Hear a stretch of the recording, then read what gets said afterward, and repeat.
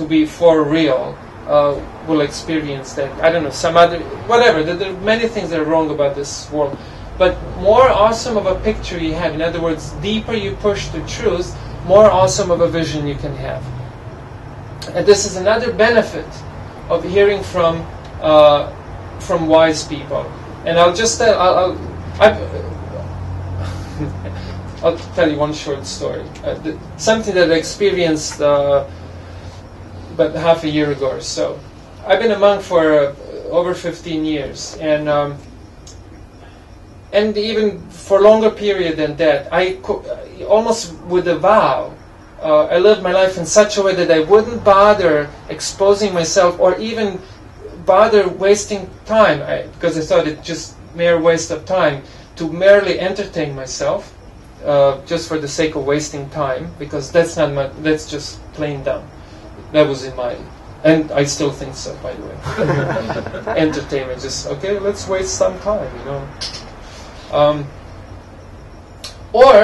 Or hearing from trivial people, you know, in any form, written form, spoken form, from trivial people who don't have an awesome vision of the world and their position in it. And after living like this for like 15 years, you know, for the past 15 years, I had experience of a very stable emotional state, like a very stable emotional state. In other words, you know, there's no spikes up and down, you know, like happiness and then, you know, the other side. No, very stable emotional state, you know, very sober outlook on life, and a solid state of emotional experience of satisfaction. Okay, and then after 15 years of this kind of solid experience, I noticed some emotional, what's the English word, instability, and I was wondering, what the heck am I doing? What the heck am I doing? And what I was doing, because I felt, living as a monk for 15 years, I felt somewhat isolated from the world. Though I'm not. I'm mixing with the world all the time. I'm publishing newspaper, going out to Shivuri, meeting people. I get at least 100 emails every single day. I mean, it's like so much interaction with the world. But still, somehow, because of my lifestyle, I felt I've been isolated a little bit from the world. So I felt I should really check where the young people are nowadays. You know, let me check their pulse. Let me see where they're at, so that I can relate to them better.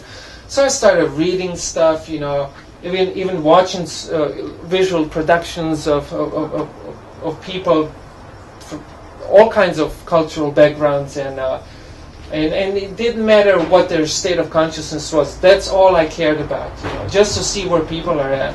And then I was experiencing emotional unrest. Why? Why? Because I was taking information from people who don't have a thorough, deep, wholesome vision. And then what happens is, you know, you naturally start relating to the world in a not an objective manner. And the world is like a machine, and if machine has its wheels and has its mechanics, and if you stick your hand in the wrong place, you'll get damaged, and that's what's happening to us, you know. And then as soon as I realized this, you know, I gotta stop with this program. Enough of this kind of study. Actually, I realized I wasn't actually learning anything about the world, you know. So I went back to, you know, taking in only information from people who have heard and therefore have acquired an wholesome, deep vision and understanding of the world. And it was almost like an immediate experience. Again, back to the emotional steady experience. An emotional steady, doesn't matter what happens. You know, love or hate or birth or death, it doesn't matter. Because you're not confused. You know the position of it all. School exams or not. She's studying the law.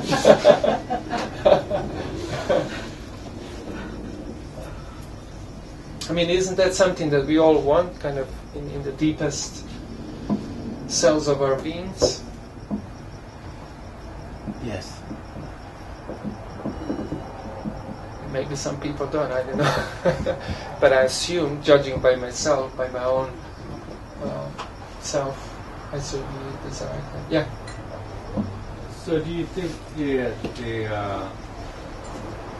when you started to the experience of the imbalance was because you were relating to the world, or because? No, we're always relating to the world. Number one, existing involves faith. Everyone lives by some kind of faith. In other words, we all have certain beliefs. And it doesn't have to be religious or any... everyone has a certain belief. And because we have a certain belief, therefore we live our lives a certain way. You know, sometimes you punk, sometimes you monk. You know, because of a certain belief. Sometimes you're a priest, and sometimes you're a drunkard. Sometimes you're, I don't know, mechanic across the street, and sometimes you're, I don't know, just like one woman met me yesterday on the beach, and she said, she asked me a bunch of questions because she saw the way I was dressed, and then she's very polite exchange, and then she says, I'm an atheist, and I said, yeah, that's also kind of a belief. Just went over her head, but anyways, that's also a belief. So, living involves some kind of belief, and then existing means you have to have a belief. People who don't have a belief get medicated by their own choice, not by somebody else's choice, because you cannot exist without believing something. So it's like traffic. You know, when you're in traffic on the highway, you can't be driving 50 miles an hour. You're forced to flow with traffic. Otherwise, you're in a dangerous position. So you better know how to drive. And you better know traffic rules and stuff about traffic. Same thing about life. Life doesn't give you a break.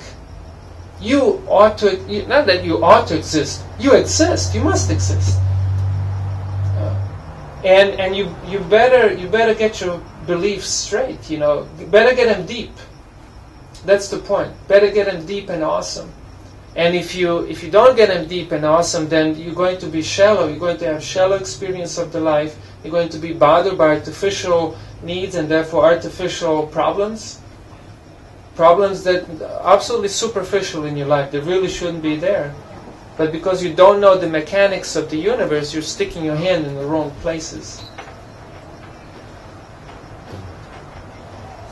And now your question. Sorry. Just when you said that, I was thinking, okay, I better say this now while I feel inspired. But in modern culture, we're not taught to think. We're taught to shop and to shop and prepare for shopping by earning money. We're turned into a bunch of vegetables that are operated on batteries made by modern corporations. And we think we're cool wearing pants down our knees or something, but it's a fashion imposed on you by somebody. And it comes with a certain set of belief. That life is about skating or surfing, but life is much more than that. Nothing wrong with skating or surfing themselves, but I'm just saying if you reduce your life to something so mere and puny, then you're going to you can expect that kind of reactions from the world.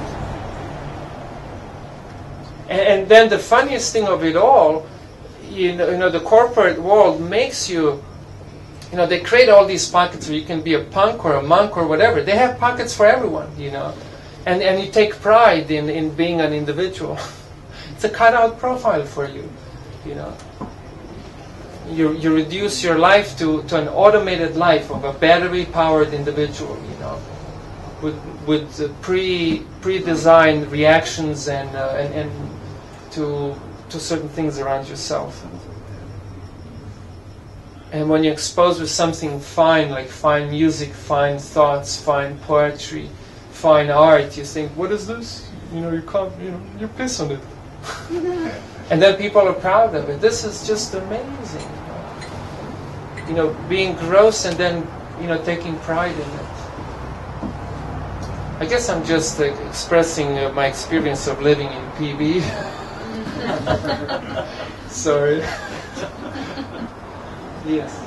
Oh, I just heard there was just a news conference about UFOs, and one of the main speakers had stated many years ago, and they still keep with this, is that if it is not on TV in the United States, it is not real to the masses. Yeah.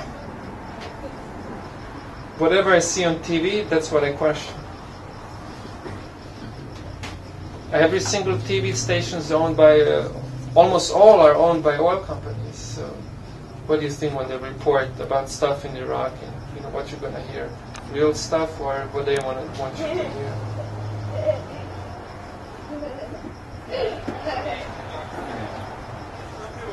All right. So, in conclusion.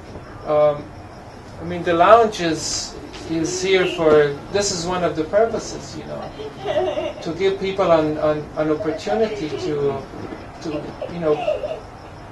think independently, finally step out of the box, have some guts and have some support to do that, and really, deepen your understanding about yourself, about the world, and how everything fits together, so you can properly relate to it. Yes. You mentioned truth. Truth to me is so pervasive. Say that again. Truth to me is so pervasive. Pervasive, yes. It's indescribable. A truth. How do you know? If you are to be balanced, how do you know? That just means you don't know. If you are to be balanced, you have to maintain ambivalence to these truths and not pride yourself in one above another. Okay, but there is a... You seem to delineate some people who are well-traveled. Who are well? Being the experts. Sorry, I didn't hear you. Who are well what? Who are well-traveled. Travel? Being the experts for your reliance on what the earth is. I'm just suggesting that we maintain ambivalence and not stack one to truth as holier than another. Okay, first of all,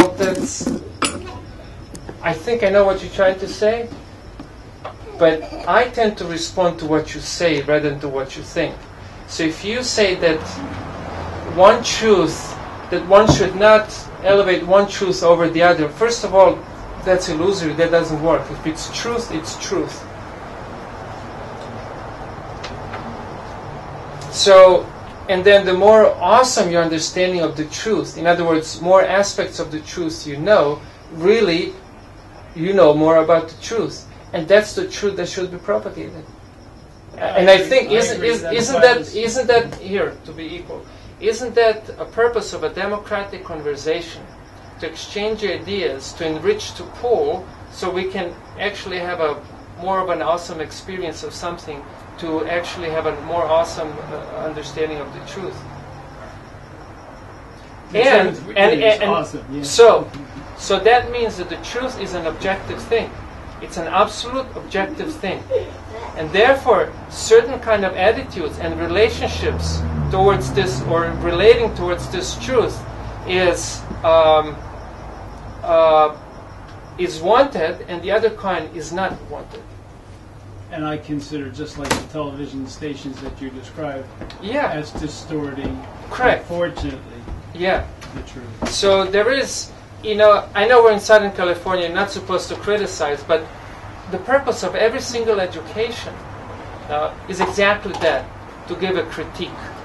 And it's not a hate speech, it's just a simple thing, okay, this is better than this.